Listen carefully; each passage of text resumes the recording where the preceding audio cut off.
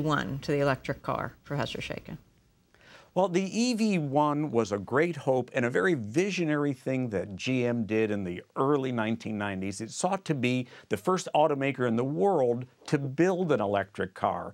And the EV1 was a very impressive vehicle, and key to it ultimately was a new battery, which at the time was highly experimental, but very, very good in terms of its technical specifications, the nickel metal hydride battery. GM concluded after several years of this and a palace coup that got rid of the existing leadership of GM, including those that were championing the electric car, and basically said, okay, we can't manufacture this profitably, so we're going to shut it down. And then inexplicably, GM walked away from what might have been a very promising alternative, a hybrid vehicle.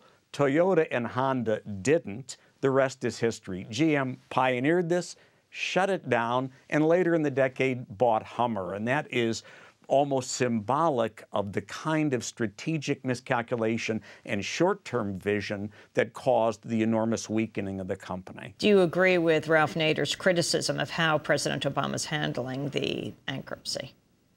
Oh, I think Ralph Nader's got a lot of very valid issues that he's raising here. The fact that so much of this was done off the public stage without congressional involvement lends itself to the government acting as a private equity fund versus admitting what we are doing. In a moment of crisis, we are, in fact, nationalizing a major firm, not on a long-term basis, but certainly to get it through this critical moment, and doing that without the public participation where we have a model with the loans to the Chrysler Corporation, although on a much smaller scale, that took place in the early 1980s. That lends itself to this sort of hedge fund mentality where the issue is getting in, making money for the government as quickly as possible, and getting out.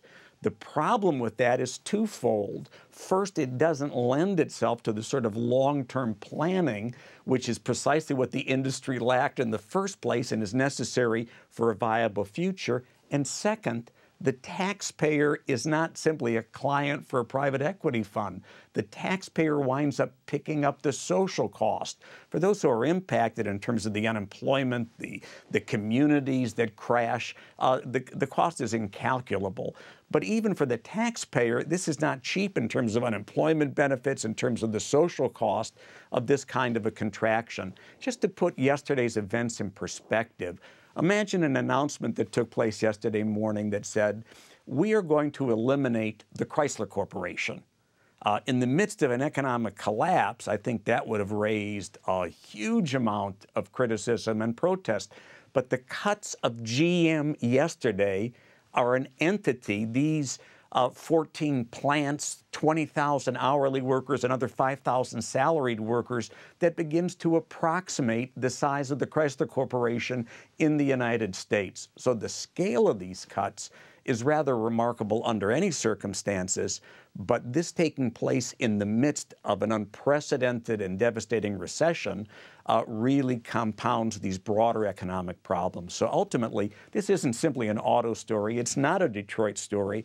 It really is an issue of where the economy's going and how quickly and effectively we recover economically, but also in terms of a manufacturing base and in terms of the social cost of this transition.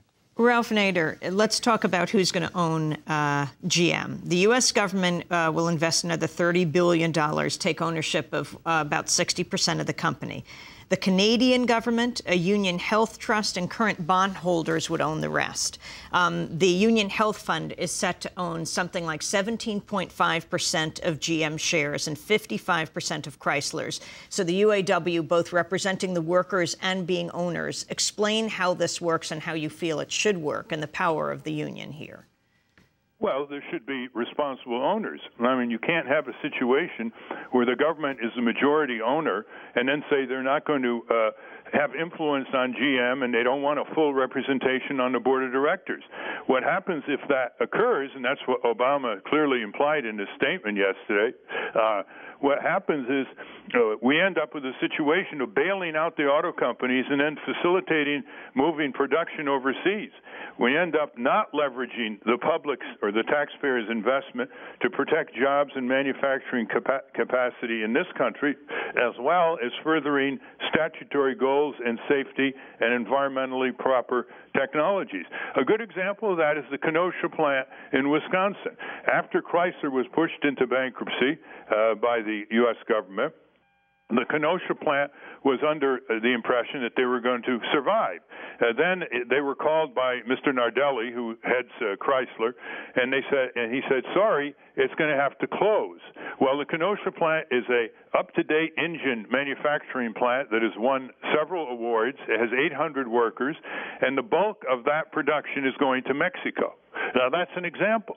Why are we using tax dollars to facilitate the export of whole plants and jobs to communist dictatorships in China and to oligarchic authoritarian regimes in Mexico who have turned workers into serfs and deny them independent unions and other rights that workers should have in any countries that we have trade dealings with. Now, we have raised these questions in letters to Mr. Obama and Chairman Henderson of GM now twice.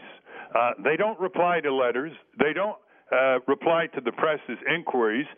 This is an authoritarian corporate state operation, Amy. And those who are interested in the letters, they're on my website, nader.org.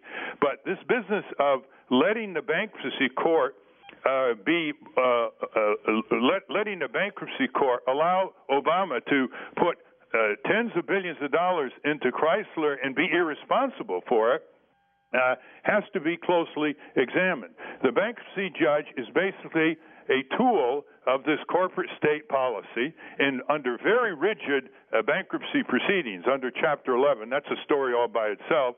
And he is basically putting his gavel down again and again, as he did in the Chrysler bankruptcy, getting rid of all the claimants and creditors and the rights of people who are going to suffer when this sub-economy called General Motors and Chrysler is further collapsing in terms of closing dealers and closing factories and laying off workers and moving to other regimes abroad.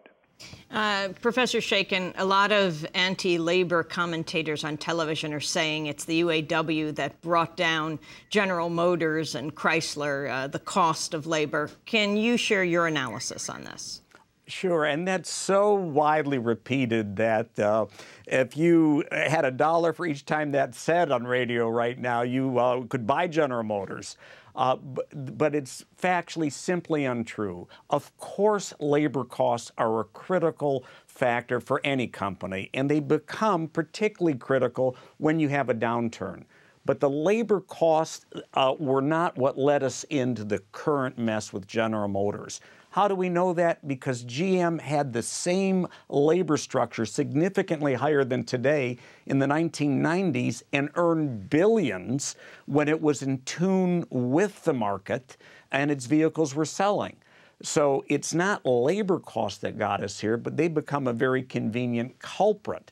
Now, it is true that there are really extraordinary pressures downward on labor costs. The UAW recognized those political realities and made major concessions in a recent contract to preserve the jobs at GM. I don't think they had much of an alternative in that. But cutting labor costs won't get us out of this, and we forget that the flip side of labor cost is purchasing power. In the 1950s and 60s, GM and the U.S. auto industry paid the highest industrial wage in the world and made billions for their shareholders, and that translated into a very vibrant, growing economy because workers spent that money and that created even more jobs. So to the extent that you hammer labor costs down and you use that as your exclusive focus, essentially what you're saying right now is, well, what we need in this economy is less purchasing power. That's hardly a route for economic recovery and completely misstates how we got into the current situation. And unless we understand that clearly, it's going to be far more difficult to get out of it. And the issue of health care, GM, Chrysler, Ford paying more for